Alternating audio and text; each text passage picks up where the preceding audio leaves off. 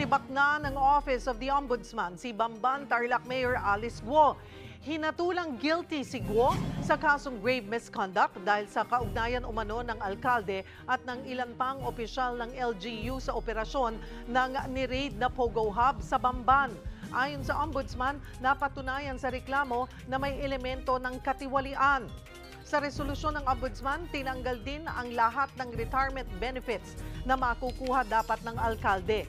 Tuluyan na rin siyang dinisqualify na tumakbo o humawak ng anumang posisyon sa pamahalaan. Bukod dito, sinampahan din ng Bureau of Internal Revenue ng reklamong tax evasion si Guo at dalawang iba pa. Aabot daw sa 500,000 pesos ang hindi binayarang buwis ni Guo. Nag-ugat ang reklamo sa pag-aamin ni Guo na ibinenta niya ang kanyang shares sa Baofu Corporation. Pero sabi ng BIR, hindi nagbayad si Guo ng capital gains tax at documentary stamp tax returns para rito. Sa kabila naman ng dismissal order ng Ombudsman kay Bamban Tarlac Mayor Alice Guo, tuloy pa rin daw ang quo warranto case na unang inihain ng Office of the Solicitor General laban sa alkalde noong Hulyo. Para pag-usapan yan, magkakasama natin Solicitor General Menardo Guevara. Magandang tanghali po sa inyo, Solgen. Salamat po sa oras. Hi, Cheryl. Magandang tanghali sa iyo at sa mga sumusubaybay sa iyong programang One Balita Pilipinas. Solgen, paano po makakaapekto itong pinataw na dismissal from the service ng Ombudsman kay Mayor Guo dito po sa quo warranto petition na unang inihain po ng inyong opisina? Alam mo, Cheryl, pareho kasi ang magiging resulta ng quo warranto at sa kanyang kaso sa ombudsman, no? They will both result in the removal from office nitong si Mayor Alice Guo. Kaya lamang, hindi pa tayo sigurado na maalis na nga siya sa posisyon dahil po pwede rin siya mag-apela pa, no? Pwede niyang i-apela ang naging decision ng ombudsman. Kaya hindi natin bibitiwan yung quo warranto. Mabuti na rin yung, kumbaga, double barrel ang ating attack. Para masiguro natin na maa-oust sa kanyang pagiging mayor itong si Alice Guo. Magkaiba kasi ng basihan, Cheryl, ang quo warranto at yung kaso na final sa ombudsman. Ano po yung update ngayon? Paliwanag ko. Go ahead po. Ano po ang update sa quo warranto case ngayon, Solgen? Gaano katagal ang hihintayin bago lumabas po ang desisyon naman dito? Yung sa quo warranto ay hiniling namin sa court na i-publish yung summons, no, para kay Alice Guo kasi hindi na nga siya makita. 2 beses o 3 beses pa yata kami nag-try na i-serve yung summons doon sa kanyang given addresses pero hindi siya makita. Kaya ang ginawa ng OSG dyan ay nag-file kami ng request sa RTC Manila na i-serve yung summons by means of publication. So pagka na-publish na yan, tuloy-tuloy na yung hearing at tingin namin mabilis yan kasi ang quo warranto ay isang special civil action na binibigyan ng preferential attention ng ating mga korte, no? Kaya maaring within the year ay magkaroon din kagad ng decision ang quo warranto. Kaya tinitingnan natin, Cheryl, dito ay alin ang mauuna kaya na maging final. Yung quo warranto na ifinile ng OSG o yung case na ifinile, no, administrative case for grave misconduct na ifinile ng DILG sa Office of the Ombudsman. So kahit alin ang mauna doon, ang resulta ay the same, no, yung pag-alis sa pwesto kay Mayor Alice Guo. Pero maaring magkaroon ng ibang legal effect yan sa succession. Kung alin ang maunang magiging final. Warranto o yung grave misconduct. Epekto yan kung sino yung papalis sa kanya. Okay. So sino nga po pag sa quo warranto petition? Oo, yung sa quo warranto kasi para maliwanagan ng taong bayan, ay ibig sabihin yan, right from the beginning, Cheryl, ay wala siyang eligibility to run. Okay. office. Opo. Ang ibig sabihin niyan, parang hindi siya nag-file at all Mhm. certificate of candidacy. Mhm. Kaya kung madedeklara na ineligible siya, Cheryl, Mhm. ang magsasucceed sa kanya sa pwesto ay yung the person who got the second highest number Of of votes votes. noong Oo. election. Oo. So yun ang papalit sa kanya dahil parang as if she was never a candidate. Opo. Pero kung ang maging final ay yung removal niya from office dahil sa may mga ginawa siyang irregularity nung siya ay mayor, walang presumption yon na siya ay ineligible. In fact, ang assumption noon ay valid yung kanyang certificate of candidacy, valid yung kanyang proclamation as mayor, pero may ginawa siyang hindi tama kaya siya natanggal sa pwesto. At ang papalit sa kanya yung vice mayor. Okay. So, paano po kung parehong naglabas na ng desisyon? Alin po ang masusundin? Kung alam mo kung alin ang mauna, yun ang magte-take yun na effect. po. No? Oo. Pero tutuluyan pa rin namin Tutuluyan Oo, pa rin yes, namin yes. para lang maliwanag na right from the beginning ay wala siyang karapatan na tumakbo at all. Soljen, bago rin po ang quo warranto petition, una na rin po kayo naghain ng petisyon para kansilahin yung kanyang birth certificate.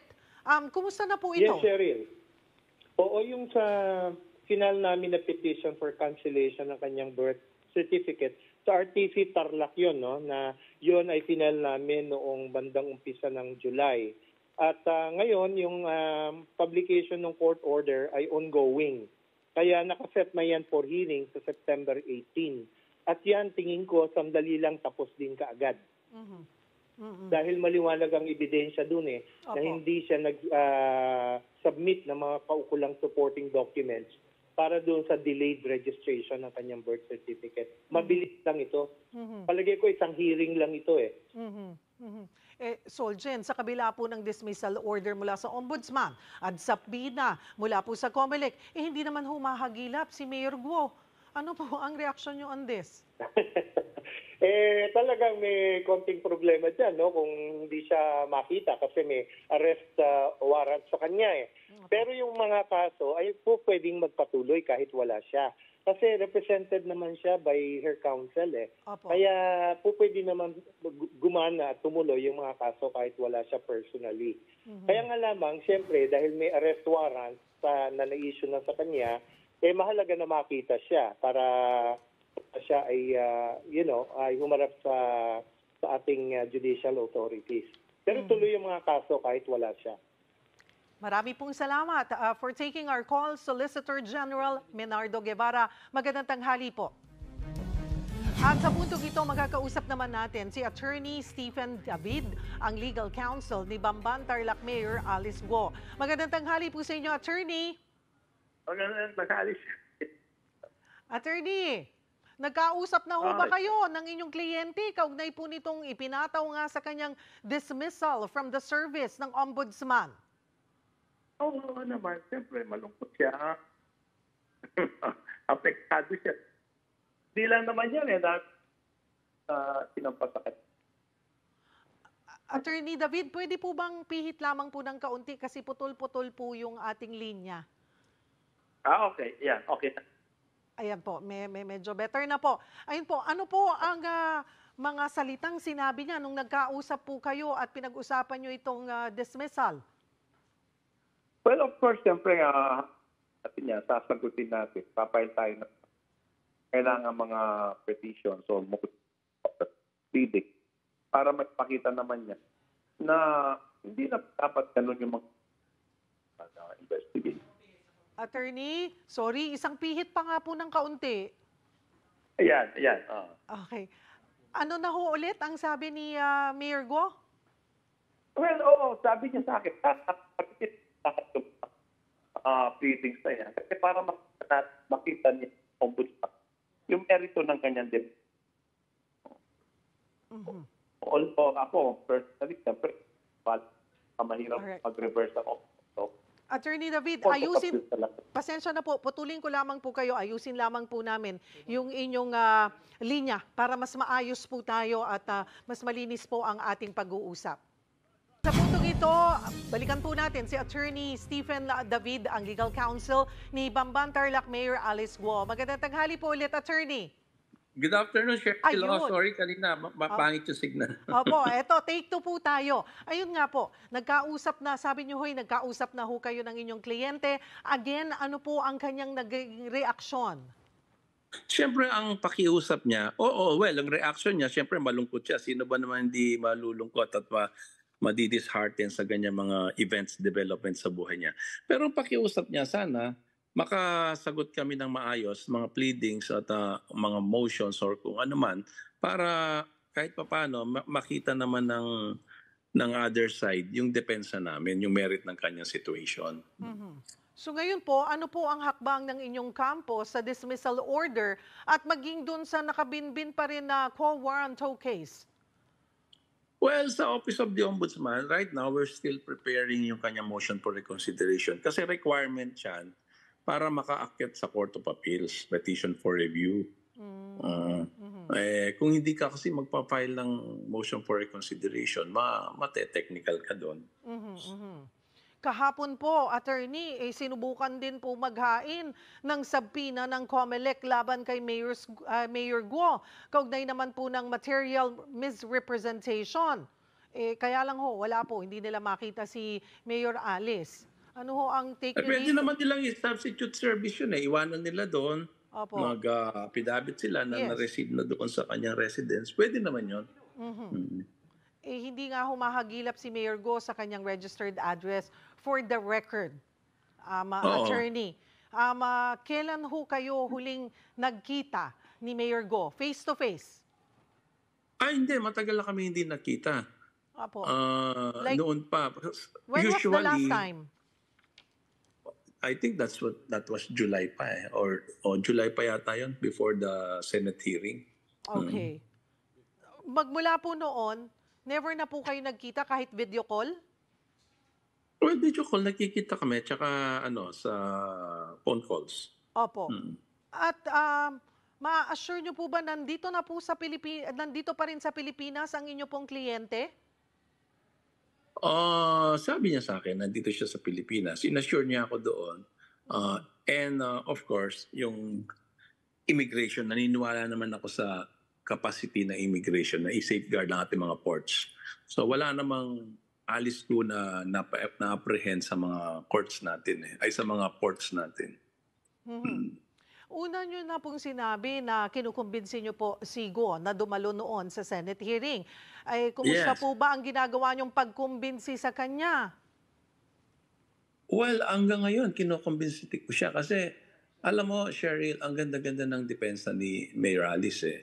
Kaya lang kung hindi siya magpo-participate, paano namin maipipresenta yung side natin? Yes. Yung side namin, di ba? Sayang naman yung defense kasi she's still young and she cannot spend the rest of her life in hiding. Sayang naman yon. Ako, I still believe in the rule and the rule of law, yung legal process. Kung magpa-participate ka, nakikita ko naman ang merits ng kanyang depensa. Sayang naman kung mababaliwala dahil lang you're evading the law or you're evading the process, di ba? Sayang yon. Ano ho ba ang dahilan niya? Bakit ayaw hong humarap? Dati naman, humaharap po. Well, sabi ko nga, whether it's real or imaginary, ang daming threat sa kanya, di ba? So, sa kanya, on her psychology, ganun, natatakot siya sa mga threats sa kanya. Imagine kasi, yung pinakamahirap kasi dyan, yung tinag ka na Chinese spy. Siyempre, pagka ganun, ang dami ng naghahangad sa kanya, di ba? So, whether that's real or imaginary, nasa kanya yon. Although ako, sabi ko nga, ako, kaya naman siyang i-protektahan ng ating kapulisan, ng ating batas. Pero siyempre, hindi ko pwede i-substitute yung paniwala ko sa paniwala niya. Ano daw po bang mga klaseng banta at saan daw po ba naggagaling yung mga threat? Yun nga, hindi naman niya ina-elaborate. Basta sabi ko nga, whether it's real or imaginary, natatakot siya. Kaya nga sayang eh. Oh. Opo. Curious lang din po kami, bali doon po sa relationship ng isang abogado at kanyang kliyente. Hindi po ba ninyo nire-require or ipinipilit man lang na ay, kailangan magkita tayo, kailangan magkaharap tayo para masiguro ko rin bilang nagre-represent sa'yo na talagang nandito ka pa sa Pilipinas? Well, of course, siyempre ini-insist ko yan. Kaya nga, usually we ended up Zoom lang eh. Oo. Kasi alam mo, hindi mo maano kasi yung tao kung talagang ganun ang decision eh.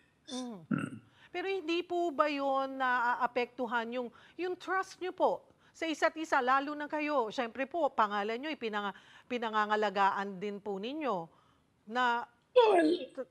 Well, ako, naniniwala naman ako sa kanya na talagang natatakot siya. Kaya ako, I give so much leeway sa kanyang fear. Kung ayaw niyang humarap, well, ako, hindi naman magagawa. Kung ako lang sana, mas maganda kung nandyan siya sa husgad, nandyan siya within the arm of the law para makasagot kami ng maayos. Pero kung ganun ang kanyang disposition, takot, etc., I still respect naman yung kanyang mga prerogatives kasi. Pero ito po ang mga nakabinbin sa kanya na kaso ay makakaapekto po ba kung hindi po siya talaga haharap at all? Well, syempre, malaking effect yun. Kasi kaya nga meron tayong right to confront the witnesses, makita niya yung demeanor ng mga complainants, etc. Mas alam niya yon kasi ako, na-meet ko lang naman si Mayor April eh. How can I know anything na hindi ko naman nakikita siya? Kasi mas alam niya yan, siya personal niya yan eh. And she understands na it can affect yung takbo ng kaso to her disadvantage. Of course, syempre. Kaya nga ako, unceasingly, pinapaliwanagan ko siya the necessity of her to participate in the legal proceeding, in the legal process. Magmula po nung sabi nyo nga po, you first time met her in April, ano? At kayo naman po ay nakakapag-video call. Ano na pong itsura niya? Kamusta po siya? May pagbabago po ba? Ano ho ang inyong observation? Mas siya ngayon, mas payat, tsaka mas stress siya ngayon kesa noon. Kasi alam mo si Mayor Alice, wala pang Senate hearing, during the initial time na nakita, masaya siya, very jolly, lagi naka-smile ngayon. Ngayon, most of the time, malungkot, naiiyak. Ako naman naawa. Pero nasan po ba siya? Dito sa Metro Manila or nasa labas ng NCR? May idea po ba kayo? Hindi niya sinasabi sa akin. Although ako, naniniwala ko na nasa Central Philippines siya eh.